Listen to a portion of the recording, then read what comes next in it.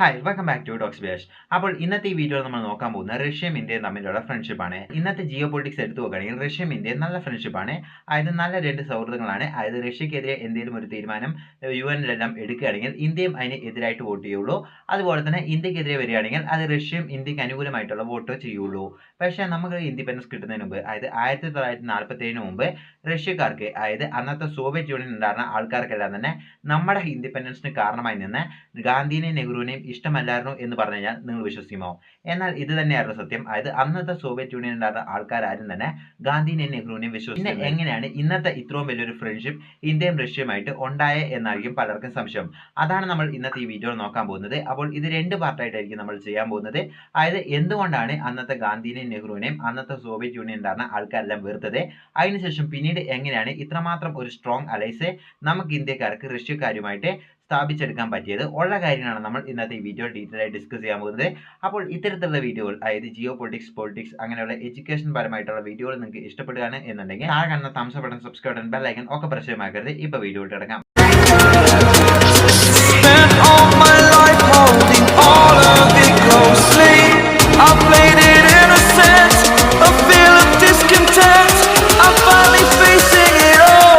വീഡിയോയിട്ട് കിടക്കുന്നതിന് മുമ്പ് ഒരേ ഒരു കാര്യം, നിങ്ങൾക്ക് ഈ വീഡിയോ ഇഷ്ടപ്പെടുകയാണെങ്കിൽ നിങ്ങൾ ഈ വീഡിയോ ലൈക്ക് ചെയ്യാത്തവരാണെങ്കിൽ താഴെ കാണുന്ന ലൈക്ക് ബട്ടൺ ക്ലിക്ക് ചെയ്യുക. ഇഷ്ടപ്പെട്ടതിനെ ഡിസ്ലൈക്ക് ചെയ്ത് എന്തുകൊണ്ടാണ് ഇഷ്ടപ്പെടാത്തത് എന്നുള്ള കാര്യങ്ങൾ നിങ്ങൾ താഴെ കമന്റ് ബോക്സിൽ മെൻഷൻ ചെയ്താൽ മതി. അടുത്ത വീഡിയോയിൽ അത് തീർച്ചയായിട്ടും റെക്ടിഫൈ ചെയ്ത് മാറ്റുന്നത്. അപ്പോൾ ഇന്നത്തെ ഈ വീഡിയോ ഇട്ട് കിടക്കാം. അപ്പോൾ എന്തുകൊണ്ടാണ് അന്നത്തെ സോവിയറ്റ് യൂണിയൻ ഉണ്ടായിരുന്ന ആൾക്കാരെല്ലാം തന്നെ നെഹ്റുവിനെയും ഗാന്ധിനെയും വെറുത്തിരുന്നത്, അതുപോലെ തന്നെ അവർക്ക് എന്തുകൊണ്ടാണ് നെഹ്റുവിനെയും ഗാന്ധിനെയും ഇല്ലാത്ത ഉള്ള കാര്യങ്ങളാണ് നോക്കാൻ പോകുന്നത്. അപ്പോൾ സോവിയറ്റ് യൂണിയൻ 1923 ടു 53 കാലഘട്ടങ്ങൾ നമ്മൾ എടുത്തു നോക്കുകയാണെങ്കിൽ അന്ന് ഭരിച്ചുകൊണ്ടിരുന്നത് ജോസഫ് സ്റ്റാലിൻ ആയിരുന്നു. അപ്പോൾ ജോസഫ് സ്റ്റാലിൻ ലെനിന്റെ ഐഡിയോളജി പ്രകാരമായിരുന്നു അദ്ദേഹം കൂടുതൽ കാര്യങ്ങളും തീരുമാനങ്ങളെല്ലാം എടുത്തുകൊണ്ടിരുന്നത്. അപ്പോൾ ലെനിൻ ആരാന്ന് വെച്ചാൽ, അതായത് ജോസഫ് സ്റ്റാലിന്റെ പാർട്ടി തന്നെ ഉണ്ടായിരുന്ന മറ്റൊരാളായിരുന്നു ഈ ലെനിൻ എന്ന് പറയുന്ന അദ്ദേഹം. അതായത് അവർ രണ്ടുപേരും ഈ ഗാന്ധിനെ നെഹ്റുവിനെ വിശ്വസിച്ചുകൊണ്ടിരുന്നത്, അതായത് ഇവര് ബ്രിട്ടീഷേഴ്സിന്റെ ഏജന്റ് ആയിരുന്നു എന്നാണ് വിശ്വസിച്ചുകൊണ്ടിരുന്നത്. അതായത് ഇവര് ഇന്ത്യൻ ഇൻഡിപെൻഡൻസിന് വേണ്ടിയല്ല ഇവർ പോരാടുന്നത്, ഇവര് വെറുതെ ആൾക്കാരുടെ പ്രതിനിധികളായി ഒരു ബ്രിട്ടീഷേഴ്സിന് ഏജന്റായി പണിയെടുക്കുക എന്നുള്ള വിമർശനം ഇവർക്ക് പൊതുവെ ഉണ്ടായിരുന്നു. ഇതുകൊണ്ട് തന്നെയാണ് ഇവർ 1920 ആ ഒരു കാലഘട്ടങ്ങളിലെല്ലാം തന്നെ ഇവർ രണ്ടുപേരും വിശ്വസിക്കാത്തതും അതുപോലെ തന്നെ ഇന്ത്യയുമായിട്ട് ഒരു അലൈസ് വെക്കാത്തതിന് ഒരു പ്രധാനമായ കാരണവും. അപ്പോൾ ഇതല്ലാണ്ട് മറ്റൊരു കാരണവും കൂടിയുണ്ട്. അതായത് ഇന്ത്യൻ ഇൻഡിപെൻഡൻസിനെ കമ്മ്യൂണിസ്റ്റ് ചിന്താഗതിയുള്ള ആൾക്കാരെല്ലാം തന്നെ പ്രൊമോട്ട് ചെയ്തില്ല, അല്ലെങ്കിൽ അവരുടെ ഐഡിയോളജിയുമായിട്ട് ഇവർ രണ്ടുപേരും സപ്പോർട്ട് ചെയ്തില്ല എന്നുള്ള ഒരു വിമർശനവും പൊതുവെ സോവിയറ്റ് യൂണിയൻ ഉണ്ടായിരുന്ന ആൾക്കാർക്കെല്ലാം ഉണ്ടായിരുന്നു. അതുകൊണ്ട് തന്നെയും ഇവരൊരു, അതായത് ബ്രിട്ടീഷേഴ്സിന്റെ ഏജന്റ് ആണെന്ന് പറഞ്ഞ് അവർ വിശ്വസിക്കാൻ മറ്റൊരു കാരണം കൂടി ഉണ്ടായിരുന്നു. എങ്ങനെയാണ് ഈ ഒരു ചിന്താഗതി മാറിയെന്ന് വെച്ചാൽ, അതായത് 1947 ആ ഒരു കാലഘട്ടങ്ങളായപ്പോൾ തന്നെ സോവിയറ്റ് യൂണിയൻ റഷ്യ ഭരിച്ചുകൊണ്ടിരുന്ന അതേ സ്റ്റാലിൻ തന്നെ മെല്ലെ മെല്ലെ ഇന്ത്യൻ പൊളിറ്റിക്സിലോട്ട് ഉറ്റുനോക്കാൻ തുടങ്ങി. ഇതിന്റെ കാരണം എന്താണെന്ന് വെച്ചാൽ, അതായത് സെക്കൻഡ് വേൾഡ് വാർ തന്നെ നമുക്ക് പ്രധാനമായും പറയാം. അതായത് സെക്കൻഡ് വേൾഡ് വാറിൽ പലരും വിചാരിച്ചുകൊണ്ടിരുന്നത്, അതായത് ഇന്ത്യ അമേരിക്കനെയും അതുപോലെ തന്നെ ബ്രിട്ടനെയും സപ്പോർട്ട് ചെയ്യും എന്നാണ് അന്നത്തെ സോവിയറ്റ് യൂണിയൻ ഉണ്ടായിരുന്ന പലരും വിചാരിച്ചുകൊണ്ടിരുന്നത്. കാരണം ഇന്ത്യ ഉണ്ടായിരുന്ന പ്രധാന നേതാക്കളായ ഗാന്ധിയും അതുപോലെ തന്നെ നെഹ്റുവും ഇവർക്കാണ് കൂടുതൽ അനുകൂലമെന്ന് അതുവരെ അവർ അതെങ്ങനെയായിരുന്നു വിചാരിച്ചുകൊണ്ടിരുന്നത്. പക്ഷേ ആ ഒരു സെക്കൻഡ് വേൾഡ് വാർ കഴിഞ്ഞപ്പോൾ സപ്പോർട്ട് ഇന്ത്യ ഒരു രാജ്യത്തിനും കൊടുക്കാത്തതുകൊണ്ട് തന്നെ ലെനിൻ വിചാരിക്കുന്നു, അതായത് ജോസഫ് സ്റ്റാലിനും മെല്ലെ മെല്ലെ അവരുടെ മനസ്സ് മാറാൻ തുടങ്ങി. അതായത് ശരിക്കും ഈ ഗാന്ധി നെഹ്റുവും ഇവരെ തന്നെയാണോ സപ്പോർട്ട് ചെയ്യുന്നത് എന്നുള്ളൊരു സംശയം അവർക്ക് മെല്ലെ മെല്ലെ വരാൻ തുടങ്ങി. അങ്ങനെയാണ് 1947 ഏപ്രിൽ മാസം, അതായത് നമുക്ക് ഓഗസ്റ്റിലാണ് ഇൻഡിപെൻഡൻസ് കിട്ടുന്നത്. പക്ഷേ അതേ വർഷം ഏപ്രിൽ മാസം ആയപ്പോൾ തന്നെ ഇന്ത്യയിൽ ഉണ്ടായിരുന്ന വലിയ വലിയ നേതാക്കൾക്കെല്ലാം തന്നെ അന്നത്തെ സോവിയറ്റ് യൂണിയൻ ഉണ്ടായിരുന്ന സ്റ്റാലിനുമായിട്ട് ഒരു ചെറിയ രീതിയിലുള്ള അടുപ്പം, അതായത് ഒരു റിലേഷൻ കൊണ്ടുവരാൻ പറ്റുകയും അതിനുശേഷം ഇവർ തമ്മിൽ മെല്ലെ മെല്ലെ പാർട്ട്നേഴ്സ് ആവുന്ന രീതിയിലുള്ള ഡിസ്കഷൻ എല്ലാം പോവുകയായിരുന്നു ഉണ്ടായിരുന്നത്. അതേ സെയിം വർഷം 1947 നമുക്ക് ഇൻഡിപെൻഡൻസ് കൂടെ കിട്ടിക്കഴിഞ്ഞപ്പോൾ ഇവർ തമ്മിലുള്ള റിലേഷൻ ഇച്ചിരി കൂടെ സ്ട്രോങ് ആയി എന്നുള്ളതാണ് പറയുന്നത്. അങ്ങനെ നമുക്ക് ഇൻഡിപെൻഡൻസ് കിട്ടിക്കഴിഞ്ഞപ്പോഴാണ് മെല്ലെ മെല്ലെ ഇത് റിലേഷൻ കൂടാൻ തുടങ്ങിയത്. അതായത് നമുക്ക് ഇൻഡിപെൻഡൻസ് കിട്ടുമ്പോഴും സോവിയറ്റ് യൂണിയൻ ഉണ്ടായിരുന്ന ആൾക്കാരെല്ലാം തന്നെ കൂടുതലും തിങ്ക് ചെയ്ത് ഏത് തരത്തിലുള്ള എക്കണോമി, അതായത് ഏത് തരത്തിലുള്ള പോളിസി ആയിരിക്കും നമ്മൾ ഫോളോ ചെയ്യുന്നത് എന്നുള്ളതാണ്. എന്താണെന്ന് വെച്ചാൽ, അതായത് സോവിയറ്റ് യൂണിയൻ ഉണ്ടായിരുന്ന ആൾക്കാരുമായിട്ട് ചെറിയ റിലേഷൻ തുടങ്ങുന്നുള്ളൂ. അപ്പോൾ ആ ഒരു സാഹചര്യത്തിൽ നമ്മൾ അമേരിക്കേൻ്റെ കൂടെ പോവുകയാണെങ്കിൽ ഈ റിലേഷൻ ഫുള്ളായിട്ട് മുറിച്ചെറിഞ്ഞിട്ട് വേണം നമ്മൾ അമേരിക്കേൻ്റെ ഭാഗത്ത് നിൽക്കാൻ. പക്ഷേ അമേരിക്കേൻ്റെ ഭാഗത്ത് നിന്ന് വിട്ട് നമ്മൾ സോവിയറ്റ് യൂണിയനിലോട്ട് പോവുകയാണെങ്കിൽ എൻ്റെ ഏതെങ്കിലും ഒരു ബ്ലോക്ക് നമ്മൾ ചൂസ് ചെയ്യും എന്നാണ് പലരും വിചാരിച്ചുകൊണ്ടിരുന്നത്. പക്ഷേ ആ സമയത്ത് ഉണ്ടായിരുന്ന പ്രൈം മിനിസ്റ്ററായ ജവഹർലാൽ നെഹ്റു രണ്ട് ഭാഗത്തോട്ടും പോകാൻ തീരുമാനിച്ചിരുന്നില്ല. അപ്പോൾ അദ്ദേഹം ന്യൂട്രലായിട്ട് നിൽക്കുകയായിരുന്നു ഉണ്ടായിരുന്നത്. ഇതുകൊണ്ട് എന്താണെന്ന് വെച്ചാൽ, അതായത് സോവിയറ്റ് യൂണിയൻ ഉണ്ടായിരുന്ന ആൾക്കാർക്കെല്ലാം തന്നെ കൂടുതലും വിശ്വാസം വരാൻ തുടങ്ങി. അവിടെ നിന്നാണ് മെല്ലെ മെല്ലെ നമ്മൾ ഓരോ ട്രീറ്റ് സൈൻ ചെയ്യുകയും മെല്ലെ മെല്ലെ നമ്മുടെ ഫ്രണ്ട്ലി റിലേഷൻ എല്ലാം സ്റ്റാർട്ട് ചെയ്യുന്നത്. പക്ഷേ എന്നാലും അവർ അവർ പൂർണ്ണമായിട്ടും നമ്മളെ ഒരു അലൈസായി കൂട്ടാൻ താല്പര്യപ്പെടുന്നില്ലായിരുന്നു. അതിന്റെ കാരണങ്ങൾ എന്തൊക്കെയാണെന്ന് നോക്കാം. പക്ഷെ പിന്നീട് എങ്ങനെയാണ് ഇത് മാറ്റം സംഭവിക്കാൻ തുടങ്ങിയെന്ന് വെച്ചാൽ 1949, അതായത് അതുവരെ ഇന്ത്യക്ക് എന്തെങ്കിലും ഒരു ഫുഡ് ക്രൈസിസ് ആയിക്കോട്ടെ അല്ലെങ്കിൽ എന്തെങ്കിലും ഒരു എയ്ഡ് ആവശ്യമുണ്ടെങ്കിൽ കൂടുതൽ എയ്ഡും നമുക്ക് വന്നുകൊണ്ടിരുന്നത് അമേരിക്കന്റെ ഭാഗത്തു നിന്നായിരുന്നു. അതായത് കൂടുതൽ എയ്ഡും അമേരിക്കന്റെ ഭാഗത്തു നിന്നായിരുന്നു നമുക്ക് ലഭിച്ചു. 1949 ഇന്ത്യയിൽ ഒരു ഫുഡ് ക്രൈസിസ് വരുന്നു. അതായത് ഫുഡിന്റെ എയ്ഡ് ആവശ്യമായി വരുന്നു. പക്ഷെ പലരും വിചാരിച്ചുകൊണ്ടിരുന്നത് ഇന്ത്യ ഇത്തവണയും എന്തായാലും അമേരിക്കനെ ആയിരിക്കും അപ്രോച്ച് ചെയ്യാൻ പോകുന്നത് എന്നുള്ളത്. ആ വട്ടം എല്ലാവരുടെയും കണക്കുകൂട്ടുകൾ തെറ്റി. അതായത് അന്നത്തെ ഇന്ത്യയിൽ ഉണ്ടായിരുന്ന ആൾക്കാരെല്ലാം തന്നെ സോവിയറ്റ് യൂണിയനാണ് അപ്രോച്ച് ചെയ്തത്. അതായത് നമുക്ക് ഇങ്ങനെ ഫുഡിന്റെ ആവശ്യമുണ്ട്, അതുകൊണ്ട് നിങ്ങൾക്ക് ഹെൽപ്പ് തരാൻ പറ്റുമോ എന്നുള്ള എയ്ഡ് പോലെ തന്നെ നമ്മൾ സോവിയറ്റ് യൂണിയന്റെ അടുത്ത് പോയി അപ്രോച്ച് ചെയ്യുന്നു. അങ്ങനെയാണ് അവരുമായിട്ട് മെല്ലെ മെല്ലെ നമ്മൾ ഓരോ കാര്യങ്ങളെല്ലാം ഡിസ്കസ് ചെയ്യും.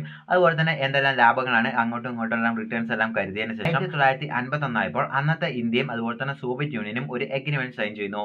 ആ ഒരു അഗ്രിമെന്റിൽ പറഞ്ഞിരിക്കുന്നത് എന്താണെന്ന് വെച്ചാൽ അതായത് ഏകദേശം 1,00,000 ടൺ വീറ്റ് ഇന്ത്യയിലോട്ട് അവർ കൊടുക്കാം എന്നുള്ള ഒരു പ്രോമിസ് ആയിരുന്നു ആ ഒരു സമയത്ത് കിട്ടിയിരുന്നത്.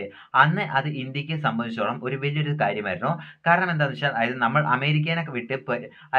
അമേരിക്കനെ വിട്ട് പോകണം എന്ന് വിചാരിക്കുമ്പോൾ അതായത് നമുക്ക് സപ്പോർട്ട് ചെയ്യാൻ ഒരു സ്ട്രോങ് അലൈസ് ആയ സോവിയറ്റ് യൂണിയൻ മുന്നോട്ട് വരുമ്പോൾ അത് ഇന്ത്യക്ക് എന്തായാലും ഒരു ഡെഫിനറ്റ് ആയിട്ടും ഒരു വലിയൊരു സക്സസ് ആയിട്ടായിരുന്നു അന്ന് കരുതിയിരുന്നത്. ഇന്ത്യയും റഷ്യയും ഒരു സ്ട്രോങ് റിലേഷൻ വേണമല്ലോ എന്ന് കരുതി നെഹ്റു അന്ന് 1949 ആയപ്പോൾ 49, അതായത് ഈ ഒരു എയ്ഡിന്റെ ആ ഒരു സമയത്ത് തന്നെ ഡോക്ടർ സർവപ്പള്ളി രാധാകൃഷ്ണൻ അദ്ദേഹം സോവിയറ്റ് യൂണിയൻ റഷ്യയിലോട്ട് അതായത് മോസ്കോയിലോട്ട് പറഞ്ഞയക്കുന്നു.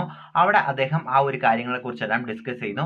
അതായത് ഇന്ത്യയും സോവിയറ്റ് യൂണിയനും എങ്ങനെയാണ് റിലേഷൻ വേണ്ടത്, അതുപോലെ തന്നെ എങ്ങനെ നമ്മൾ ഒരുമിച്ച് മുന്നോട്ട് പോകാം, അതുപോലെ തന്നെ നമ്മുടെ ഐഡിയോളജി എല്ലാം എങ്ങനെയാണ് വേണ്ടത്, ഫോറിൻ പോളിസികൾ, ഇങ്ങനെ പല കാര്യങ്ങളും ഡിസ്കസ് ചെയ്തു എന്നുള്ളതാണ് പറയപ്പെടുന്നത്. പിന്നീട് സർവപ്പള്ളി രാധാകൃഷ്ണൻ ആ ഒരു സമയത്തുണ്ടായിരുന്ന മീറ്റിങ്ങിനെ കുറിച്ച് പിന്നീട് ഒരു ബുക്കിൽ വന്നിരിക്കുന്ന പറഞ്ഞപ്പോൾ സർവപ്പള്ളി രാധാകൃഷ്ണൻ മോസ്കോയിൽ പോയി സ്റ്റാലിന്റെ അടുത്ത് ആവശ്യപ്പെടുകയോ അതായത് കാശ്മീരിന്റെ കാര്യത്തിൽ മാത്രം നിങ്ങൾ എന്തുകൊണ്ടാണ് ഇന്ത്യനെ ഒരിക്കലും സഹായിക്കാൻ വരാത്തത്, അതിന് ഞങ്ങൾക്ക് ഹെൽപ്പ് വേണമല്ലോ എന്ന് ചോദിക്കുകയും അതിന് സ്റ്റാലിൻ പറഞ്ഞ മറുപടി എന്തായിരുന്നു എന്ന് വെച്ചാൽ അതായത് ഇതുവരെയും ഞങ്ങളുടെ അടുത്ത് ഒരു ഇന്ത്യൻ അംബാസിഡറോ അല്ലെങ്കിൽ ഇന്ത്യയിൽ ഉണ്ടായിരുന്ന ആരും ഒരു പൊളിറ്റിക്കൽ ലീഡർ പോലും അതിനെക്കുറിച്ച് ഞങ്ങൾക്ക് ഒരു ആവശ്യമുണ്ട് അല്ലെങ്കിൽ ഞങ്ങൾക്ക് ഇങ്ങനെ സഹായം വേണമെന്ന് ഒരിക്കലും ആവശ്യപ്പെട്ടില്ല. അങ്ങനെ ചോദിക്കുകയായിരുന്നെങ്കിൽ ഞങ്ങൾ സപ്പോർട്ട് ചെയ്യുമായിരുന്നു എന്നുള്ള ഒരു മറുപടിയായിരുന്നു കൊടുത്തത് എന്നാണ് പറഞ്ഞത്.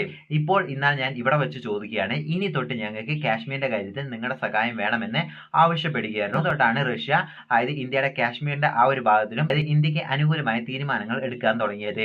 ഇതിന് ഉദാഹരണം എന്താണെന്ന് വെച്ചാൽ അതായത് UNSCയിൽ അതായത് അമേരിക്കയും അതുപോലെ തന്നെ ബ്രിട്ടൻ എല്ലാം തന്നെ പാകിസ്ഥാനെ സപ്പോർട്ട് ചെയ്ത് തീരുമാനങ്ങൾ കൊണ്ടുവന്നത്. UNSCയിൽ ഇതേ റഷ്യ തന്നെയാണ് നമുക്ക് ആ വീറ്റോ പവർ ഉപയോഗിച്ചിട്ട് ആ ഒരു കാര്യത്തിൽ സക്സസ് ഉണ്ടാക്കി തന്നത്.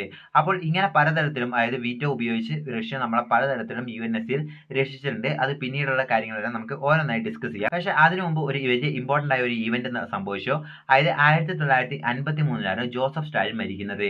അപ്പോൾ ജോസഫ് സ്റ്റാലിൻ മരിക്കുമ്പോൾ അതായത് ജോസഫ് സ്റ്റാലിൻ എത്രത്തോളം ഇന്ത്യയുമായിട്ട് ഒരു സ്ട്രോങ് അലൈസ് വെക്കാം എന്ന് താല്പര്യപ്പെട്ടെങ്കിലും പക്ഷേ ജോസഫ് സ്റ്റാലിന്റെ ഉള്ളിൽ ആ ലെനിന്റെ ഐഡിയോളജി ഉണ്ടായിരുന്നു. ലെനിൻ എന്താണെന്ന് വെച്ചാൽ അതായത് കൂടുതലും ഈ ഇന്ത്യയിൽ ഉണ്ടായിരുന്ന ഗാന്ധിജീനെയും നെഹ്റുവിനെയും എല്ലാം വിശ്വസിച്ചിരുന്നില്ല. അതുപോലെ തന്നെ ഇന്ത്യയിലെ പൊളിറ്റിക്കൽ ലീഡേഴ്സ് പലരും ഒരു സംശയ കണ്ണോടുകൂടിയായിരുന്നു നോക്കിയിരുന്നത് എന്നാണ് പലരും പറയുന്നത്. അപ്പോൾ ഈ ഒരു ഐഡിയോളജി തന്നെയാണ് ഇതേ ജോസഫ് സ്റ്റാലിനും ഫോളോ ചെയ്ത് വന്നിരുന്നത്. അപ്പോൾ ഇതുകൊണ്ട് എന്താ സംഭവിച്ചതെന്ന് വെച്ചാൽ അതായത് ഇന്ത്യനെ വിശ്വസിക്കാൻ ഉണ്ടായിരുന്നില്ല. പക്ഷേ ജോസഫ് സ്റ്റാലിന്റെ മരണത്തിന് ശേഷം പിന്നീട് കാര്യങ്ങളെല്ലാം മെല്ലെ മെല്ലെ മാറുകയായിരുന്നു സംഭവിച്ചത്. അതെന്താണെന്ന് വെച്ചാൽ റഷ്യക്ക് എന്തായാലും ചൈനയെ കൗണ്ടർ ബാലൻസ് ചെയ്തേ മതിയാവുള്ളൂ. കാരണം എന്താണെന്ന് വെച്ചാൽ അതായത് റഷ്യനെ പോലെ വളർന്നു വരുന്ന കമ്മ്യൂണിസമുള്ള മറ്റൊരു രാജ്യമായിരുന്നു ചൈന. അതുപോലെ തന്നെ ഏറ്റവും കൂടുതൽ ഇൻഫ്ലുവൻസ് വരുന്ന ഏഷ്യയിൽ ഏറ്റവും കൂടുതൽ ഇൻഫ്ലുവൻസ് ആയി വന്നുകൊണ്ടിരുന്ന ഒരു രാജ്യം കൂടെ ചൈനയായിരുന്നു.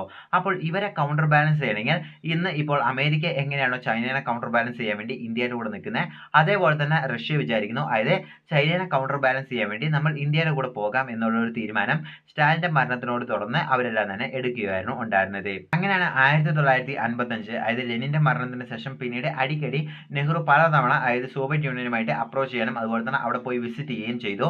അങ്ങനെ 1955 ആ ഒരു വിസിറ്റിലാണ് നെഹ്റു അതായത് കൂടുതലായിട്ടും സോവിയറ്റ് യൂണിയൻ ആൾക്കാരുമായിട്ട് റിലേഷനെല്ലാം ഡിസ്കസ് ചെയ്ത് പറഞ്ഞത് അതായത് ഞങ്ങൾക്ക് മിലിറ്ററിക്കായിട്ട് ഇത്ര എക്യുപ്മെന്റ്സ് ആവശ്യമുണ്ട്, ഇന്ന കാര്യങ്ങളെല്ലാം ആവശ്യമുണ്ട്, അതുപോലെ തന്നെ ഞങ്ങൾക്ക് പലതരത്തിലുള്ള ത്രെഡ്സ് ഉണ്ട്, അതുപോലെ തന്നെ വാറെല്ലാം വരാൻ ചാൻസസ് ഉണ്ട്. അപ്പോൾ നിങ്ങൾ അതിലെല്ലാം ഞങ്ങളെ സപ്പോർട്ട് ചെയ്യുകയാണ് എന്നുണ്ടെങ്കിൽ ഞങ്ങൾക്ക് അത് കൂടുതലും ബെനിഫിറ്റ്സ് ആയിരിക്കും എന്ന് പറഞ്ഞുകൊണ്ട് പലതരത്തിലുള്ള അപ്രോച്ച് നടത്തുന്നു. അതിനനുസരിച്ച് സോവിയറ്റ് യൂണിയനും അതായത് ആ ഒരു കാലഘട്ടങ്ങൾ നമ്മൾ എടുത്തു നോക്കുകയാണെങ്കിൽ അന്നത്തെ സോവിയറ്റ് യൂണിയൻ ഉണ്ടായിരുന്ന പലരും അതായത് സ്റ്റാലിന്റെ ഐഡിയോളജി കംപ്ലീറ്റ് ആയിട്ടും ഫേക്ക് ആണ്, അതായത് കംപ്ലീറ്റ് ആയിട്ടും നെഗറ്റീവ് ആണ്, അദ്ദേഹത്തിന്റെ ഐഡിയോളജി എടുത്തു കളയണം എന്നുള്ളൊരു തീരുമാനം ആ ഒരു സമയത്തുണ്ടായിരുന്നു.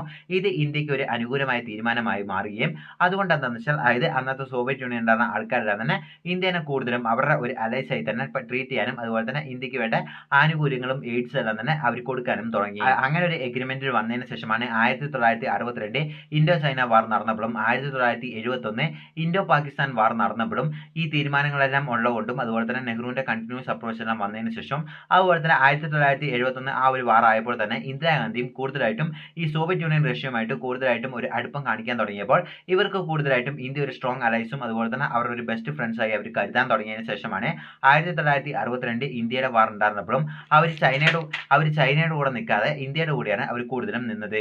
അതേപോലെ തന്നെ 1972 വാറിൽ അമേരിക്കയും ബ്രിട്ടനും അതുപോലെ തന്നെ ലോകരാജ്യങ്ങളിൽ പലരും ഇന്ത്യക്കെതിരെ നിന്നപ്പോഴും സോവിയറ്റ് യൂണിയൻ റഷ്യയായിരുന്നു ഇന്ത്യക്ക് അനുകൂലമായി വരികയും അതുപോലെ തന്നെ പാകിസ്ഥാന് എതിരായിട്ട് ഒരു തീരുമാനം എടുക്കുകയും അന്നത്തെ ആ വാറിൽ ഇന്ത്യ ജയിക്കാനുള്ള പ്രധാനപ്പെട്ട കാര്യവും ഇതേ സോവിയറ്റ് യൂണിയൻ ഹെൽപ്പ് ചെയ്തുകൊണ്ടാണ്.